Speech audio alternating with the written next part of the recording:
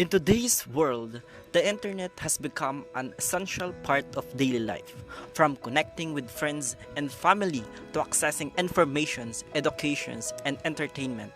Digital technology shapes the way we live, work, and interact.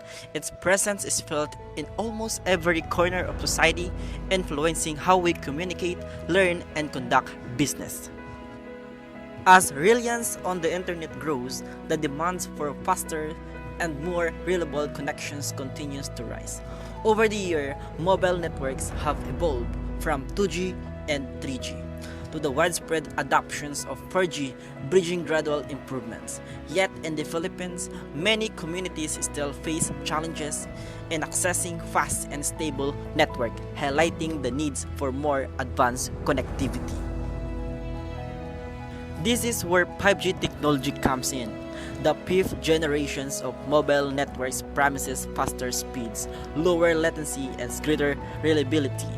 In the Philippines, 5G represents a step toward bridging connectivity gaps, improving communications, and opening new possibilities in education, business, and entertainment. It marks the next leap in digital evolutions, shaping how people experience the internet today and in the years to come. Clark, Pampanga is getting another infrastructure boost. This time, it will be staging ground for the first 5G technology in the Philippines. Metro Manila ranks 4th in the Asia-Pacific cities with the worst 5G speed. 5G has been the biggest pile of lies of any technology ever. It was lie after lie after lie after lie. They say 40 Mbps, but the real 5G is about 10 Gbps. Okay na bang gamitin ang 5G dito at kung kailangan mo na ba na gumamit ng 5G na phone?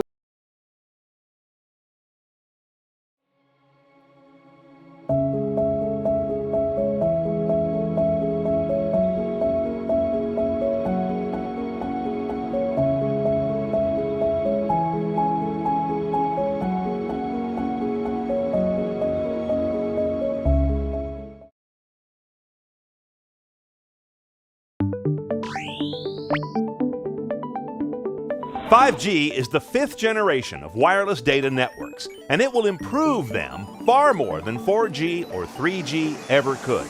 You'll feel it in your phone, your home, your car, and in the city and town around you." The fifth generation was first implemented in South Korea in 2019. 5G speeds can reach anywhere from 60 Mbps to 1000 Mbps depending on where you are. 5G offers us faster download speeds, higher connection density because it supports 10 times more devices per kilometer square than 4G. And the latency is very low, less than 2 milliseconds compared to 4G's 50. Delivering the world we've been promised for a long time, where everything is connected, aware, and responsive. And a world in which we can stop worrying about the availability or performance of connectivity in the first place. Sa mundo ngayon, halos lahat ng aspeto ng ating buhay ay konektado sa internet. Mula sa trabaho, paaralan, negosyo at komunikasyon, ang ating araw ay umiikot sa bilis ng koneksyon. Ngunit sa ating bansa, madalas nating marinig ang parehong reklamo. Lagi na lang ganito, bagal na internet. Naglag na naman ang bagal. Guys? Hello guys, rinig ba ako guys? Guys, rinig ba ako? No signal. Ano ba yan?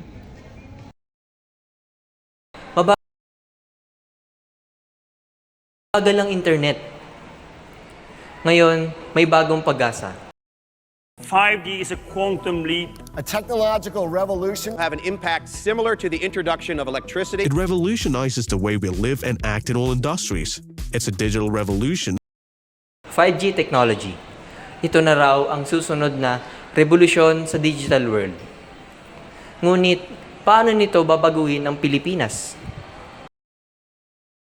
Technology affects all of us in different ways. And 5G is no exception. To understand how this next generation network is changing daily life, let us hear directly from the people themselves.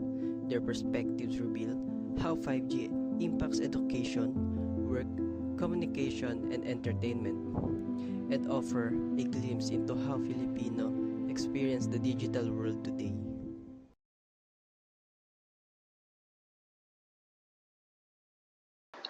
So, para sa akin ang 5G technologies, napaganda and marami siyang advantage sa atin. All I know in 5G is it is better than 4G. It is upgraded than we used to before. Napaka-importante ng 5G na yun kasi we're living in a virtual reality. What do we call virtual reality? 5G technology ngayon, napakalaking tulong sa mga areas, sa community, sa school, sa work. Napakalaking tulong niya. Yung 5G kasi kapag hindi natin ina-adapt yun, so parang hindi tayo nakakasabay sa kung ano yung the technology na meron tayong. From the interviews, it becomes clear that people view 5G technology as something helpful in today's world. They see it as a positive development, an advancement that aligns with the growing importance of staying connected. For them, 5G represents progress, offering a more modern approach to communication and digital use. Overall, the responses show a shared belief that 5G holds value in the present time. Even without going into the technical details, they recognize it as a step forward, something that supports the direction society is heading as technology continues to evolve.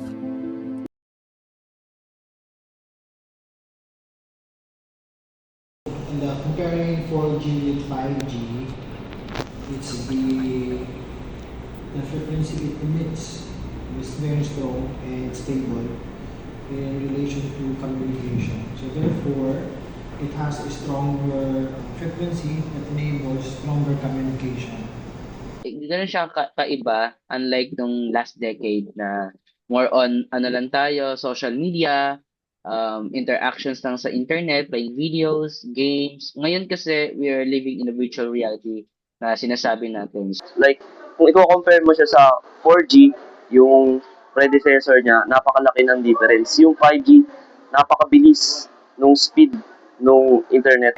Kung i-compare ko siya sa internet na ginagamit ko dati is, mas mabilis siya and mas reliable if mabilis yung internet mo. Like, di ba, sa online classes, sa work, yung pagda-download ng files, movies, ayan. Napakalaki ng tulong ng 5G compared dun nga sa 4G or sa other generations na technology or internet. Meaning, mas advanced na siya compared dun sa 3G or 4G. Although may mga 4G pa rin naman na smartphones ngayon, pero mas mahina na siya, mas lag. So with that, yung 5G, yan yung kakaiba, yan yung nakakaiba ngayon na meron tayong technology unlike nung last decade or previous decade.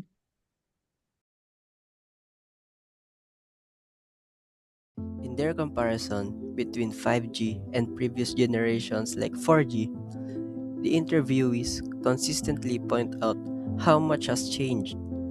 They describe 5G as noticeably faster and more dependable, reflecting a clear improvement from what they were used to before. For them, the difference is not just technical, it's something they can feel in their everyday experience.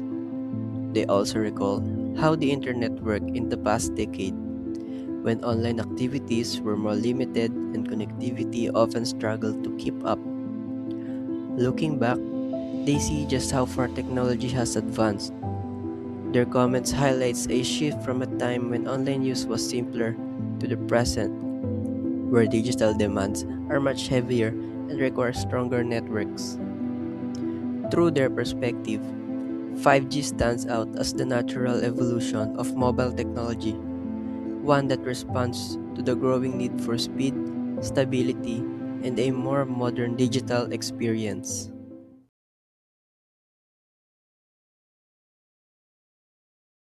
Yung 5G technology ngayon in the future is magiging malaki yung advantage ng gumagamit nito kasi mas mabilis siya. 5G ngayon, expect natin sa future magkakaroon na yung 6G kasi napakabilis ng pag-advance ng technology sa panahon natin ngayon.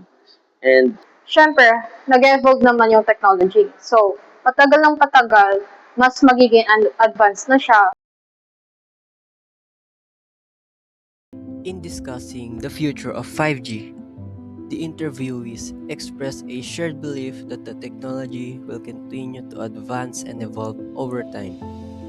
They see 5G not as a finished product, but as something that will keep improving as society's needs grow. For them, the rapid development of technology today suggests that 5G will eventually become even more capable, opening doors to possibilities we may not fully understand yet.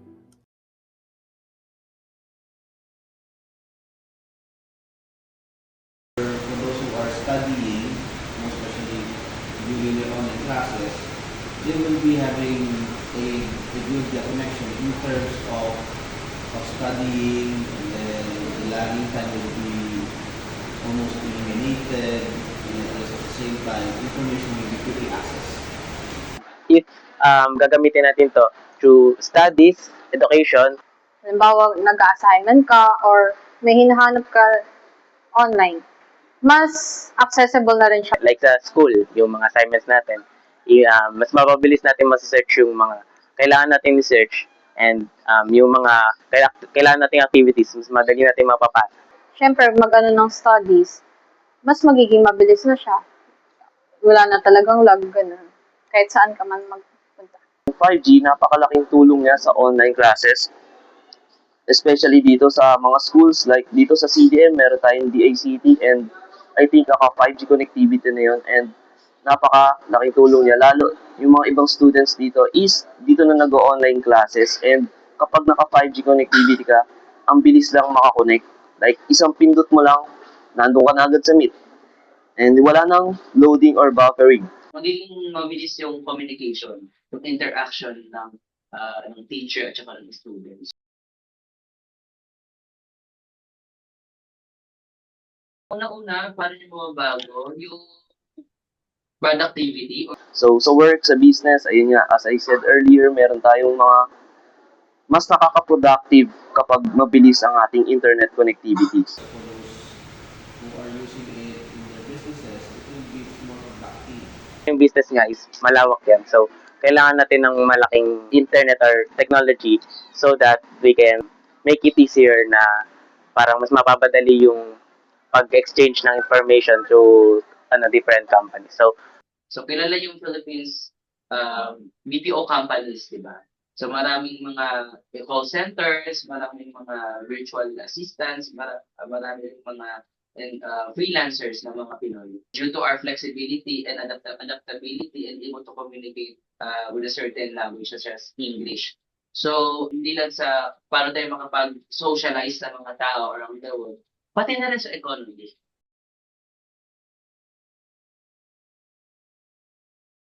We all know na Philippines or Filipinos are one of the most internet users around the globe or around the world. Yun naman sa entertainment, tayo mga Pinoy, mahilig tayo manood ng mga movies, Netflix, di ba? So, kapag napakabilis ng internet mo, nako, wala nang lag. Napakasarap ng sandal mo. Hindi na yung ibabak mo pa para mag-loading uli. Dito, kapag 5G, nakasandal ka lang ng naka-chillax ka lang, di ba? Hindi katulad dati na hanggang TV lang, hanggang radyo lang tayo na entertain. Pati sa online na din, nag-entertain na rin tayo. At kung sasamahan pa natin ng speed ng internet natin, such as 5G integration, so lahat ma-discover natin, lahat ma-explore natin. Having 5G, it will have a very good connection in terms of communication.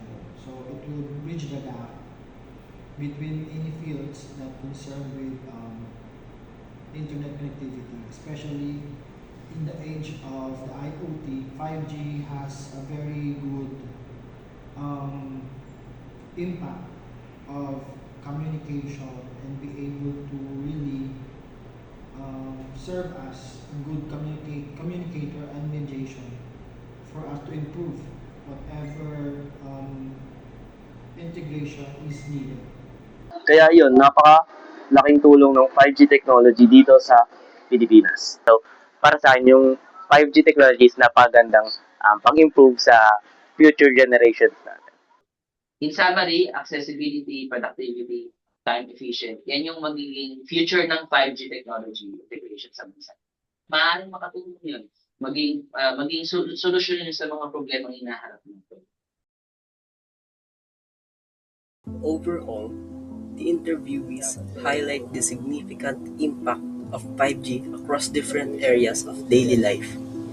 In education, they note how stronger connectivity supports learning by making assignments, online classes, and communication between teachers and students more seamless. In the business world, they see 5G as a tool that enhances productivity, allowing workers to complete tasks efficiently and communicate more effectively.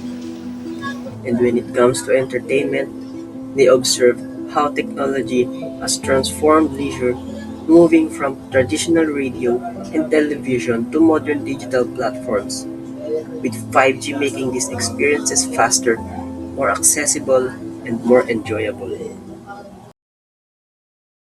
Ang isang pelikula na dating ina-upload sa loob ng ilang minuto ay maaari nang matapos sa loob lamang ng ilang segundo. Ngunit higit pa sa bilis, ang 5G ay kayang magduktong ng milyong-milyong device ng sabay-sabay. Mula cellphone, sasakyan, hanggang sa mga makina ng pabrika. Sa larangan ng edukasyon, ang 5G ay makatutulong sa mas malinaw at tuloy-tuloy na online classes. Sa kalusugan, maaari nitong suportahan ang telemedicine, kung saan makakausap ng mga pasyente ang mga doktor sa malalayong lugar. Sa industriya at negosyo, ang 5G ay mas magpapabilis sa automation at data processing. At sa transportasyon, maaari nitong magpatakbo ng mga smart traffic system at autonomous vehicles. Ngunit sa kabila ng mga magandang aspeto nito, marami pa rin ang nagtatanong, handa na nga ba ang ating bansa sa 5G technology? Dito sa Philippines is mostly naman meron ng 5G sa mga cities, pero yung mga ibang areas naka 4G pa din. Is it really fully implemented sa buong bansa? Well, I'm here to tell you na if you check out this website na pinapakita ko sa screen nyo, you'll see na marami pa ring places and areas dito sa Philippines na wala pang 5G coverage. Mostly na merong 5G coverage are those major cities dito sa Pilipinas, Luzon, Visayas, and Mindanao. So you can expect na meron sa Metro Manila, Greater Cebu area, sa Cagayan de Oro, Davao City, and other big cities dito sa Philippines. At syempre kasama dyan yung Davao pala. Pero again, kung titingnan natin yung mapa, makikita natin na mas malaki pa rin yung areas na walang 5G coverage. Ngunit sa bawat bagong teknolohiya, may kasamang hamon. Sa Pilipinas, ang pinakamalaking hadlang ay infrastruktura. Maraming lugar ang walang pangunahing linya ng fiber o maasahang tore ng signal.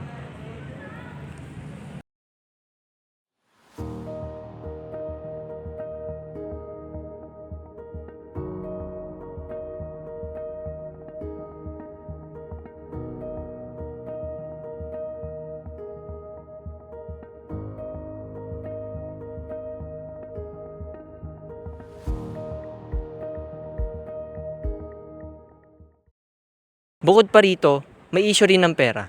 Ang mga bagong kagamitan at cell sites ay nangangailangan ng malaking puhunan. Kaya't kung hindi pantay ang pagpapatupad, baka lalo lang lumawak ang agwat sa pagitan ng may access at ng wala. Problema is that it's more like cost of getting there. Yes, the cost. And also the time to be there. Ang solusyon ng mga telco, magtayo ng mas marami at mas magkakadikit na base stations o antena para maging available ang 5G signal. Madaling sabihin, mahirap gawin. Aabot kasi ng 1 hanggang 8 milyong piso ang bawat cell site, depende sa laki at lakas nito. Ibig sabihin, hindi sapat ang mabilis na koneksyon. Kailangan din ng mautak na paggamit ng teknolohiya.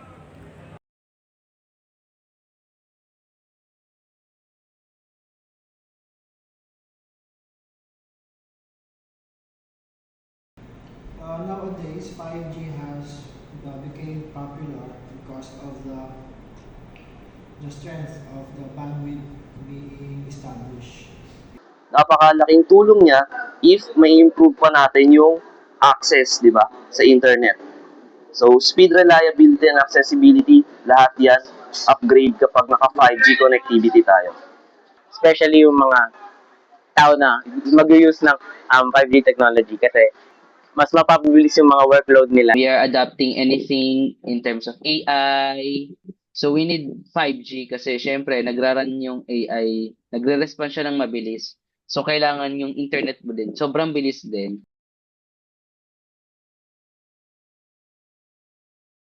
Ngunit higit pa rito, ipinakita ng 5G na ang teknolohiya ay hindi lamang tungkol sa bilis. Ito ay tungkol sa human development. Sa edukasyon, maaari nitong abutin ang mga estudyanteng matagal nang problemado sa mabagal na koneksyon. Sa kalusugan, maaari nitong buksan ang pinto ng telemedicine para sa mga lugar na walang doktor. Sa negosyo at industriya, maaari nitong palawakin ang oportunidad para sa mga manggagawa at negosyanteng Pilipino na nais maging bahagi ng global digital economy. Yet, the journey of 5G in the Philippines is still unfolding.